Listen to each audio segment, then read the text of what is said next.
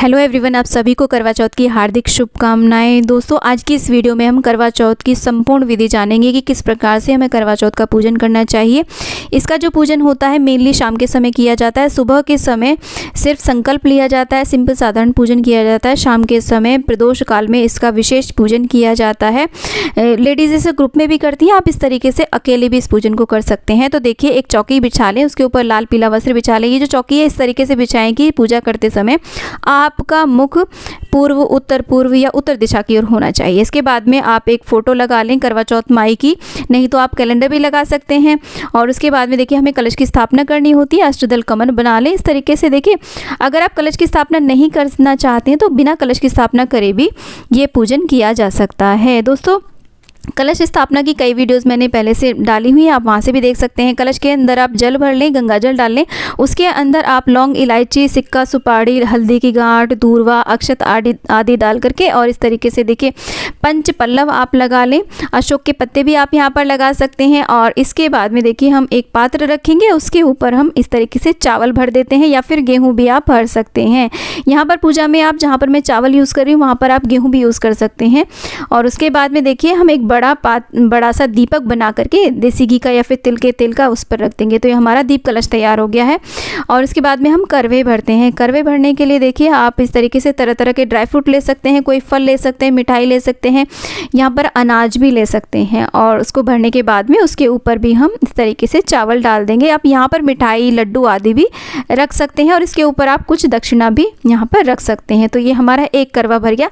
इस करवे के मुख के अंदर हम इस तरीके से 4 सरई जो सीकें होती हैं, गोवर्धन वाली बोलते हैं, या फिर कुशा घास की ये सीकें होती हैं, वो आप इसमें डाल करके रख दें। दूसरा जो हमारा करवा होता है उससे हम अर्घ्य देते हैं चंद्रमा को। उसके अंदर आप जल भर लें, उसके अंदर आप थोड़े अक्षत और पुष्प डाल लें और उसके ऊपर भी हम चावल से भर करके एक कटोरी रख देंगे और उसके मुख में भी इस तरीके से 4 सरई लगा देंगे। और करवा चौथ माई के दोनों तरफ हम इस तरीके से यहाँ पर रख देते हैं दोनों करवों को। उसके बाद में देखिए, ये ऐपन होता है, ऐपन से हम 13 टिक्कियाँ लगाएंगे। अगर ऐपन आपके यहाँ पर यूज़ नहीं होता है तो यहाँ पर आप 13 टिक्कियाँ रोली की, कुमकुम की भी इस तरीके से लगा सकते हैं। तो दोस्तों, ये सुहागिन स्त्रियां अपने पति की लंबी आयु के लिए इस व्रत पूजन को करती हैं। उनके जीवन में आए हुए सभी संकटों को समाप्त करने के लिए इस पूजन को करती हैं। सर्वप्रथम द्रौपदी ने अर्जुन के लिए इस व्रत को किया था। और जिन लड़कियों की सगाई आदि हो जाती है ना, तो वो भी इस व्रत पूजन को कर लेती हैं। इस तरीके से देखिए, ऐपन से हमने सभी को टिक्की दिया अच्छी प्रकार से, बहुत ही शुभ माना जाता है। तो 13 टिक्कियाँ हमें रखनी होती हैं। इसके बाद में एक पान के पत्ते के ऊपर हम गौरी, गणेश और शिव जी की स्थापना करेंगे। जो हम करवा चौथ माई की फ़ोटो लेते हैं उनमें ये तीनों स्थापित होते हैं। अगर आप इनकी अलग से स्थापना नहीं करना चाहते हैं तो आप वहीं पर इन्हें पूज सकते हैं, वहीं पर इनका पूजन कर सकते हैं। परंतु मैं पूरे विधि विधान से इन्हें स्नान कराऊंगी पंचामृत से, इसलिए मैं इनकी स्थापना अलग से कर रही हूँ। तो इसके बाद में हम चंद्रदेव को इस तरीके से देखिए चंद्रदेव बना लेते हैं। तो चौथ का चांद जिस प्रकार से होता है, थोड़ा सा उस शेप में हम सफ़ेद चावलों से चंद्रदेव बना लेंगे। और जो हम चंद्रदेव को अर्घ्य देते समय चलनी से देखते हैं ना, तो वो चलनी भी हम इस तरीके से पूजा में रख लेते हैं। तो इस तरीके से देखिए, हमने चंद्रदेव बना ली हैं। अब हम पूजन करते हैं। पूजन करने से पहले आप 16 श्रृंगार कर लें अच्छी प्रकार से, और अपनी हो सके तो शादी का जोड़ा पहन लें, और कम से कम चुनरी तो शादी के अवश्य रूप से पहने। तो जल का छींटा दे करके इस तरीके से सारे में आप शुद्धिकरण कर लें। और इसके बाद में आप 3 बार आचमन करें, चौथी बार आप हाथ धुल करके पूरी तरीके से शुद्ध हो जाएं।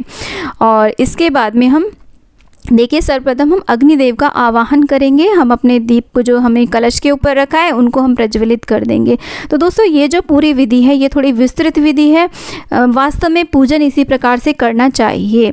ये जो पूजन होता है गौरी, गणेश और भोलेनाथ का पूजन होता है विशेष रूप से। करवा चौथ जो होती है एक तिथि होती है जिसकी हम पूजा करते हैं माई के रूप में।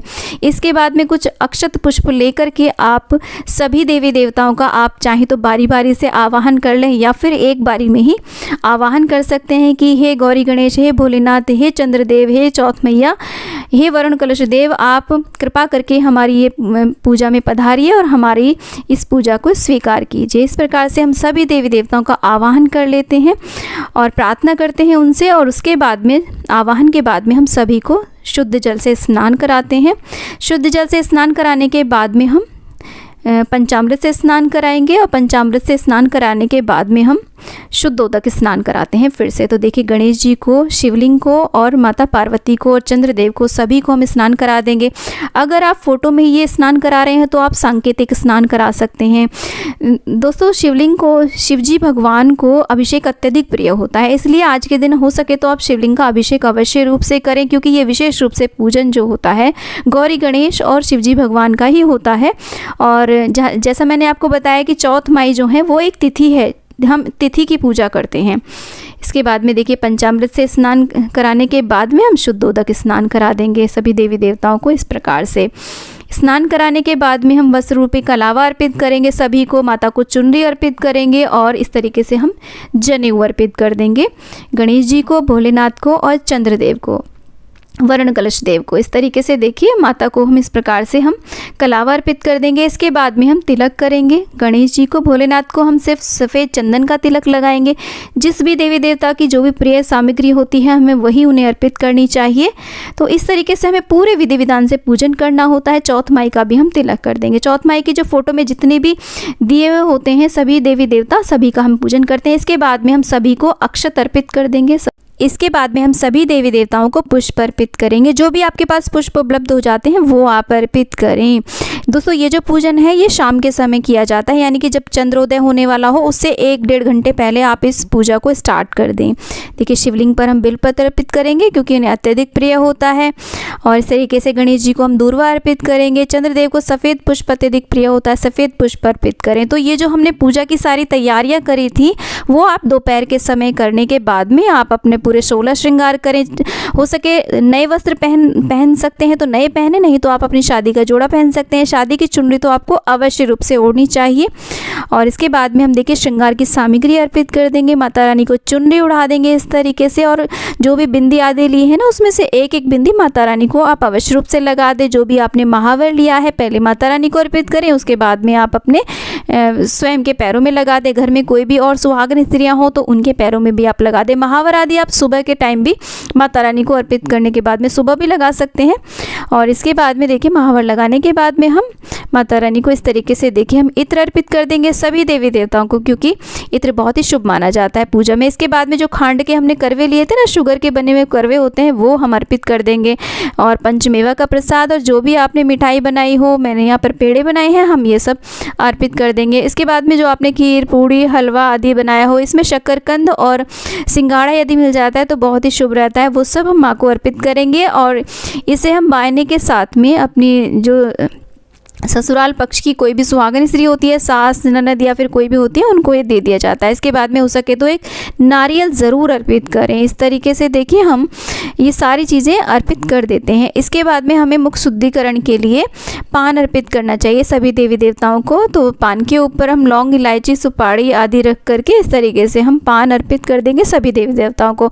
और जो भी हमें बायना निकालने की जो सामग्री है ना, साड़ी, ब्लाउज, श्रृंगार का सामान, वो भी हम माता रानी को दिखा के साइड में रख देंगे। हाथ में कुछ हम देखिए 13 दाने कहीं पर गेहूं के या चावल के लेकर के और पुष्प और दूर्वा लेकर के हम कहानी पढ़ेंगे या फिर सुनेंगे करवा चौथ माई की। और कहानी पढ़ने सुनने के बाद में आप इस तरीके से अपने पल्लू में इनको हम बांध लेंगे, क्योंकि बाद में रात्रि में जब चंद्रोदय होगा तो खोल करके इन्हीं से अर्घ्य दिया जाएगा चंद्रदेव को। इसके बाद में हम देखिए सभी देवी देवताओं को जितनी भी यथासंभव हो सके उतनी हम दक्षिणा अर्पित करेंगे, क्योंकि दक्षिणा अर्पित करने से हमारी पूजा संपूर्ण हो जाती है, कोई भी कमी नहीं रहती है उसमें।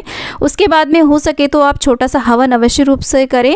इसमें आप भोलेनाथ के नाम से, गणेश जी के नाम से, माता गौरी के नाम से, इस प्रकार से करवा चौथ माई के नाम से इस तरीके से आप आहुतियाँ दें तो बहुत ही शुभ रहता है। जो भी भोग सामग्री आपने बनाई है वो इसमें ज़रूर से आप अर्पित कर दें।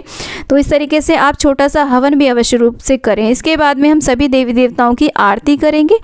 इस तरीके से देखिए आप करवा चौथ माई की आरती करें, गणेश जी की आरती करें, भोलेनाथ की, माता गौरी की, सभी की आप आरती करें, प्रार्थना करें, क्षमा याचना करें। और माता रानी से अगर कोई गलती हो गई हो तो उसके लिए क्षमा याचना कर लें। और अपने पति की लंबी आयु के लिए, उनके सुखी समृद्ध जीवन के लिए, उनके जीवन की सफलता के लिए माता रानी से प्रार्थना करें। तो माता रानी सदैव आप सभी का सौभाग्य बनाए रखे।